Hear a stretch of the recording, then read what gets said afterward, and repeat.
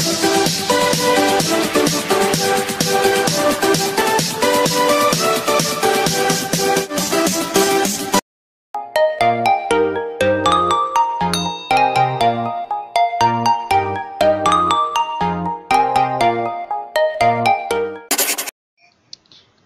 semuanya, Assalamualaikum warahmatullahi wabarakatuh.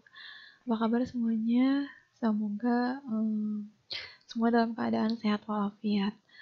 Oke, bertemu lagi bersama saya Anjar Sari di mata kuliah Bahasa Indonesia.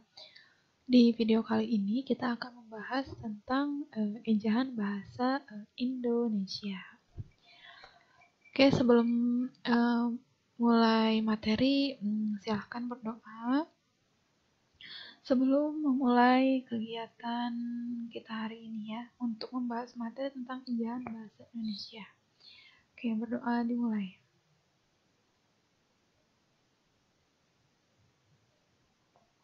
Selesai. Oke, kita bahas materi hari ini. Kita mulai dengan karena tentang ejaan. Nah, coba saya mau cek kalian untuk membaca ejahan kata berikut. Nah, ini yang kata yang pertama, coba diejah. Kalau diejah apa nih? Terus yang kedua, ini Jusuf Kala atau Yusuf Kala. Yang kedua, Soekarno atau Soekarno. Yang keempat, Jang atau Yang. Yang ke berapa nih? Yang kelima, Poetra atau Putra. Yang selanjutnya, Satoe atau Satu. Nah, ejahan yang barusan itu kan ejahan tempo dulu ya, ejahan yang belum disempurnakan. Jadi ini tulisannya masih tulisan dahulu nih, eja ya. Kalau zaman sekarang jadi DJ ini jadi J. Jadi kalau dibaca ini jadi ejahan ya, untuk ejahan yang disempurnakan. Kemudian Jusuf Kala, ini nama zaman dahulu nih dengan ejahan J. Kalau sekarang sudah tidak ada lagi nama Jusuf ya. Ini nama Jusuf tuh ejahan-ejahan yang terdahulu. Nah, ejahan yang sekarangnya yaitu Yusuf ya, namanya Yusuf. Kemudian selanjutnya Soekarno, ejahan yang sekarang disempurnakan itu adalah Soekarno. Kemudian ada lagi Jang jadi Yang, Putra Poetri jadi Putra Putri, Satoe jadi Satu. Nah, ini ejahan yang dulu ya. Tapi meskipun ejahan yang dulu, orang-orang terdahulu tulisan namanya ya masih ejahan terdahulu ya, terutama di ijazah dia masih menggunakan ejahan-ejahan yang dulu ya. Jadi J masih Y masih pakai J, U masih pakai OE ya. Kemudian apalagi J masih pakai DJ ya. Kalau sekarang udah diganti ya, karena sudah disempurnakan. Selanjutnya kita bahas pengertian ejahan bahasa Indonesia ya. Apa sih ejahan itu? Ejahan bahasa Indonesia itu apa? Ejahan Indonesia itu ya dia kan sebuah peraturan ya. Sebuah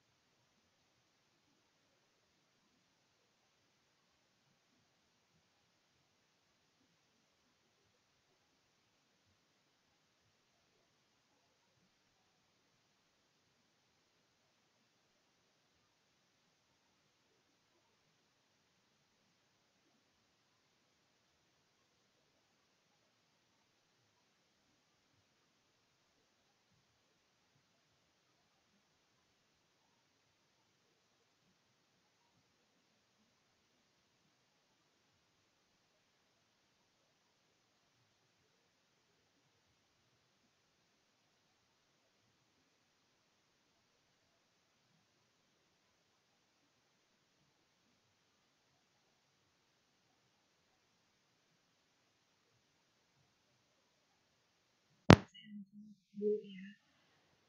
Kemudian, nah, bahasa Indonesia sendiri dia mengalami beberapa perubahan ejaan.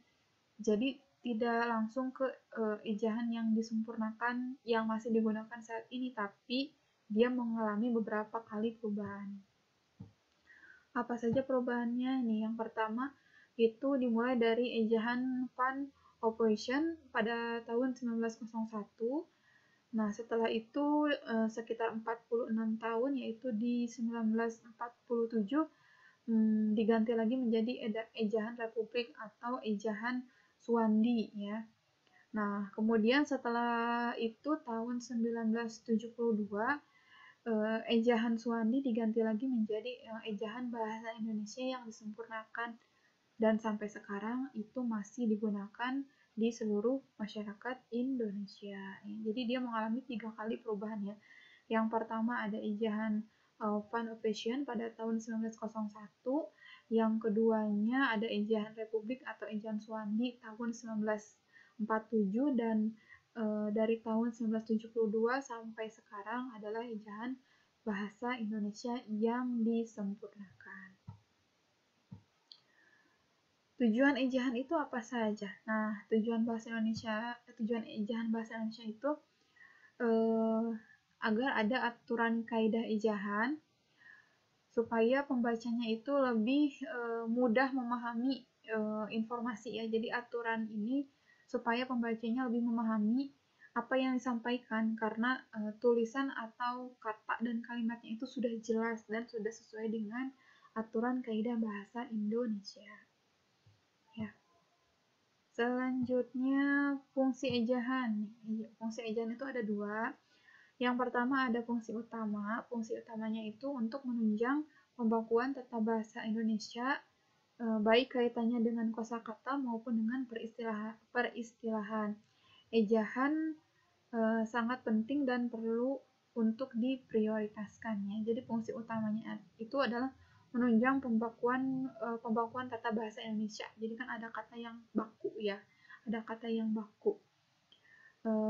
Kemudian selanjutnya fungsi ejaan khusus itu yang pertama sebagai landasan pembakuan tata bahasa, yang keduanya sebagai landasan pembakuan kosakata dan peristilahan, yang ketiganya sebagai alat penyaring dari masuknya unsur-unsur bahasa baik secara kosakata maupun istilah ke dalam bahasa Indonesia. Nah, yang tadi kita sebut sebagai kata serapan ya, atau unsur serapan.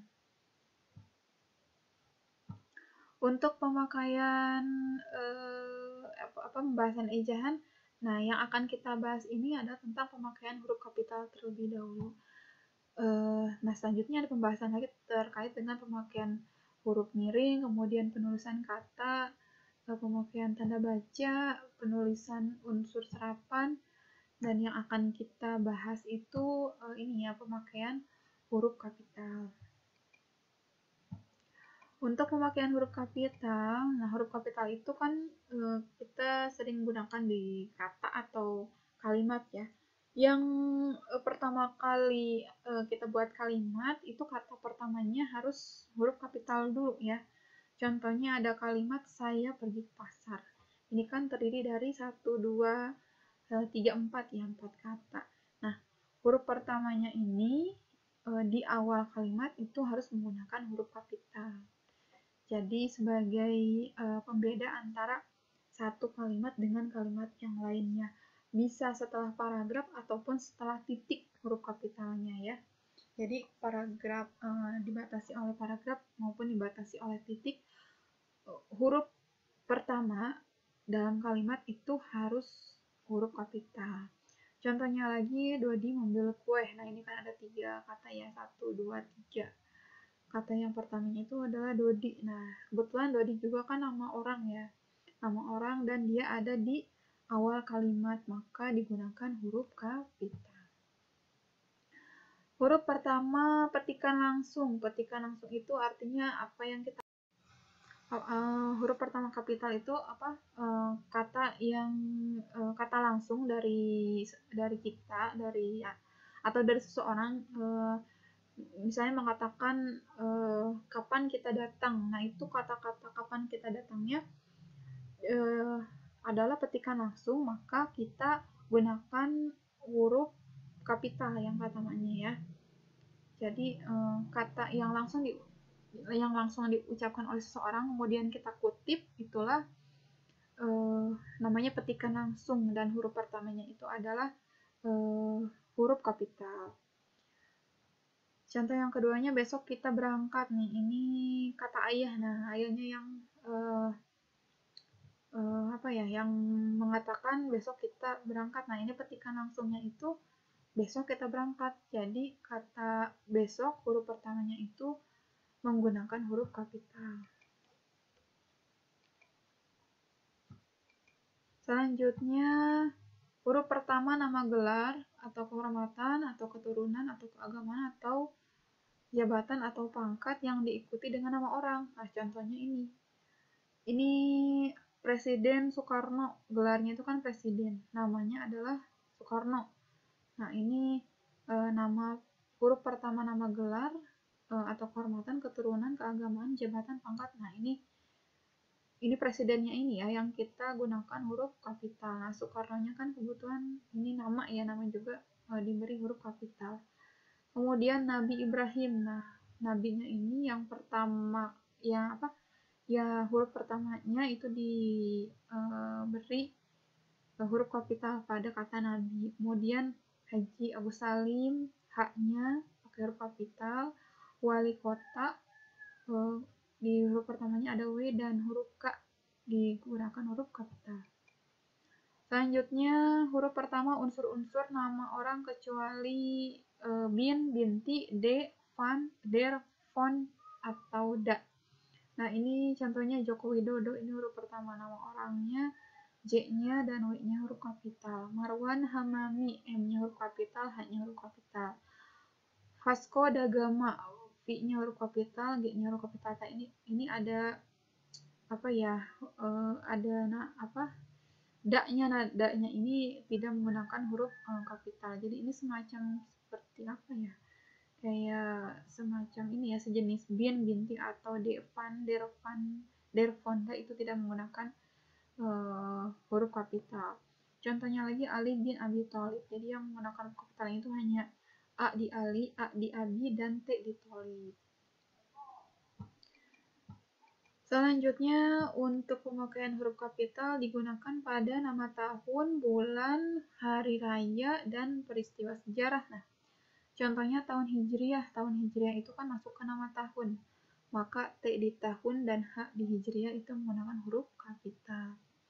Bulan November. Nah, ini November itu adalah nama bulan. Maka N pada kata November menggunakan huruf kapital. Hari Senin masuknya ke nama hari. Nah, S di kata Seninnya ini menggunakan huruf kapital. Hari Lebaran, ini masuk ke hari raya, maka L pada kata Lebaran menggunakan huruf kapital. Perang Dunia I ini masuknya ke peristiwa sejarah, maka P dalam perang, D dalam dunia itu menggunakan huruf kapital. Selanjutnya, penggunaan unsur-unsur nama geografi. Nah, unsur-unsur nama geografi contohnya di sini ada Asia Tenggara, A di Asia, T di Tenggaranya menggunakan huruf kapital. J di Jawa, kemudian B di Barat menggunakan huruf kapital. Gunung Gede, G dua-duanya menggunakan huruf kapital. Kemudian ada Selat Sunda, S di Selat dan S di Sunda juga menggunakan huruf kapital. Nah, ini menunjukkan bahwa ini adalah nama geografi ya. Selanjutnya, huruf pertama semua unsur negara atau lembaga pemerintahan dan ketatanegaraan serta nama dokumen resmi. Contohnya Republik Indonesia. Nah, ini R-nya di Republik, I-nya di Indonesia menggunakan huruf kapital. Kementerian Keuangan, K di Kementerian, K di Keuangan juga menggunakan huruf kapital. Dan undang-undang juga sama ya, U di undang-undang dan D di dasar juga menggunakan huruf kapital. Selanjutnya adalah untuk unsur singkatan nama gelar ya, dia menggunakan huruf kapital juga. Contohnya ada singkatan nama gelar Prof dari kata profesor. maka P di singkatan prop-nya ini menggunakan huruf kapital. S.PD atau sarjana pendidikan, S-nya ini menggunakan huruf kapital dan P-nya juga menggunakan huruf kapital. Dan ini ayah ibu itu termasuk kata sapaan ya. A di ayah menggunakan huruf kapital, I di ibu juga menggunakan huruf kapital. Selanjutnya huruf pertama penunjuk hubungan kekerabatan yang digunakan dalam penyapaan. Nah, contohnya ini ada kata bibi. Kata bibi pada kalimat besok bibi akan datang. Ini B-nya itu menggunakan huruf kapital ya. Karena bibi ini termasuk dalam penunjuk hubungan kekerabatan yang digunakan dalam penyapaan. Contohnya lagi kata saudara dalam kalimat permohonan saudara sedang kami pertimbangkan. S pada kata saudara ini menunjukkan hubungan kekerabatan yang digunakan dalam penyapaan, maka S di sini menggunakan huruf kapital. Selanjutnya huruf kapital juga digunakan pada kata atau ungkapan yang berhubungan dengan nama Tuhan dan nama kitab suci, ya. Termasuk kata ganti untuk Tuhan. Contohnya itu yang maha pengasih. Nah, yang maha pengasih itu kan termasuk kata ganti untuk Tuhan. Maka Y dalam yang, M dalam maha, P dalam pengasih itu menggunakan huruf kapital. Islam ini adalah nama agama, juga menggunakan huruf kapital. I-nya dalam Kristen juga menggunakan huruf kapital, dan Al-Quran ini maksudnya ke kitab suci juga menggunakan huruf kapital. Selanjutnya huruf pertama nama bangsa, suku bangsa, dan bahasa. Contohnya di sini ada bangsa Indonesia. Bangsa Indonesia ini I-nya huruf besar. Bahasa Inggris, I dalam Inggris menggunakan huruf kapital, bukan huruf besar, huruf kapital ya. Kemudian J dalam Jawa juga menggunakan huruf kapital. Huruf pertama unsur judul buku, makalah, atau karya ilmiah yang lainnya. Contohnya seperti buku bahasa Indonesia. Nah, ini B dalam bahasa, I dalam Indonesia menggunakan huruf kapital. Majalah gadis, G dalam gadis juga menggunakan huruf kapital. Juga judul-judul yang lain yang terkait misalnya dengan karya ilmiah, itu judulnya menggunakan huruf kapital ya.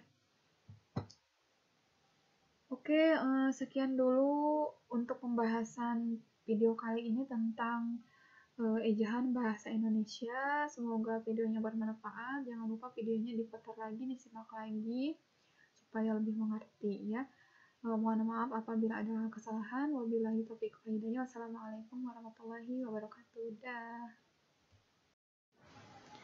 Halo semuanya. Nah, setelah kalian menyaksikan video materi tentang ejaan bahasa Indonesia, nah sekarang saya akan memberikan tugas kalian. Tugasnya itu tugas kelompok. Pembahasannya masih tentang lingkup pembahasan sejarah. Tadi kan kita sudah membahas tentang pemakaian huruf kapital ya.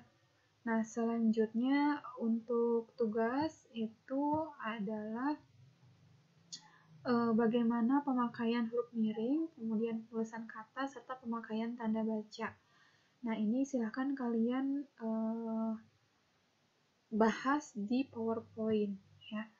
Karena ini pembahasannya ada 3 lagi, maka dibuat menjadi 3 kelompok ya. Satu kelompoknya boleh 2 orang atau lebih ya. Pokoknya disesuaikan dengan jumlah mahasiswa yang ada di kelas. Jadi pokoknya jumlah mahasiswa yang ada di kelas dibuat menjadi 3 kelompok. Nah, ini kelompok yang pertama pembahasannya tentang pemakaian huruf miring. Kelompok yang kedua tentang penulisan kata. Kelompok yang ketiganya tentang pemakaian tanda baca. Jadi masing-masing kelompok mendapatkan 1 judul. Kelompok yang pertama tentang pemakaian huruf miring, kelompok kedua tentang penulisan kata, kelompok ketiganya tentang pemakaian tanda baca. Nah, pembahasan ini nanti silahkan kalian buat PowerPoint ya, buat PowerPoint. Jadi satu kelompok itu dibuat satu pembahasan. dibikin PowerPoint. Nah, jangan lupa disertai dengan nama dan prodinya masing-masing. Nah, saya kasih waktu dalam waktu 1 minggu ya. Jadi ini hari Rabu, berarti hari Rabu depannya itu harus sudah dikumpulkan. Jangan lupa nanti kalau sudah selesai kirim ke email ini ya, anjarsari@sukabumi@gmail.com ya, pembahasannya tentang ini ya. Untuk PowerPoint-nya, formatnya silahkan bebas, mau pakai tulisan jenis huruf apa, mau pakai format tampilannya seperti apa, itu silahkan bebas diserahkan kepada kelompok masing-masing. Tapi pembahasan jangan panjang lebar ya. Kalau tentang pemakaian huruf miring ya itu aja yang dibahas, jangan melebar kemana-mana. Dan yang dibahas di PowerPoint hanya inti-intinya saja. Oke. Itu saja ya untuk tugas kelompok mata kuliah bahasa Indonesia. Silahkan dikerjakan dalam waktu 1 minggu dan silahkan kalau sudah dikirim ke email anjarsari@sukabumi@gmail.com. Terima kasih atas perhatiannya. Wassalamualaikum warahmatullahi wabarakatuh.